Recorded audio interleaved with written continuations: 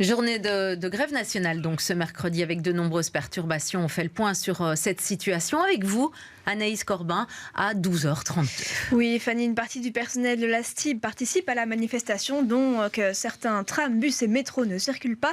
Alors la STIB prévient que seules les lignes suivantes fonctionnent. La ligne 1 du métro qui est prolongée jusqu'au Erasme, les lignes 3, 4, 7 déviées depuis de Wande vers Esplanade, les 8, 9, 51, le 92 aussi. Et puis en bus, le 12, 29, 34, 36, 46, 53, 54, 56, 59, 65, 71, 73, 87. Vous jouez au loto, 88, là, 85. Voilà, si vous avez reconnu votre bus dans tous ces chiffres, eh bien, sachez qu'il circule.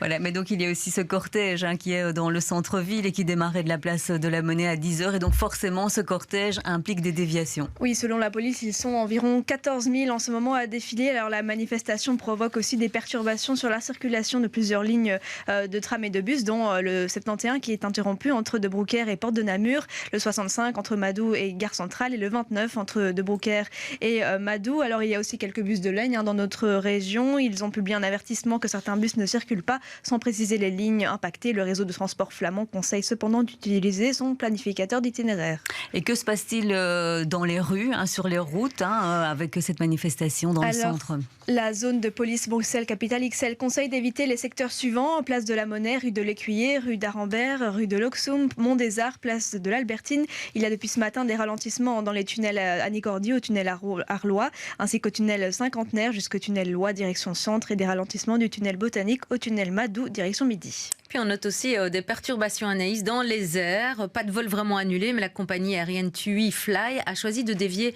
9 vols qui étaient prévus au départ de l'aéroport de Bruxelles vers l'aéroport d'Ostende. Oui, alors 6 ont déjà été déviés ce matin, sans encombre a priori, et 3 autres seront déviés cet après-midi. Des bus ont été mis en place pour acheminer les passagers de l'aéroport de Bruxelles à l'aéroport d'Ostende, ainsi que pour les voyageurs de retour au pays qui atterriront à Ostende au lieu de Bruxelles. Tous les voyageurs ont été informés par SMS des informations pratiques et des nouveaux horaires relatifs à leur vol. Par ailleurs, du personnel supplémentaire a été déployé depuis ce matin dans les différents aéroports pour renforcer le service clientèle. Et puis on file sur le rail où tout va bien, semble-t-il, puisque la SNCB signale sur Twitter qu'aucune perturbation n'était prévue. Oui, mais il faudra être attentif puisqu'un préavis de grève a été déposé ce matin hier en front commun syndical en vue d'une grève le 18 octobre prochain.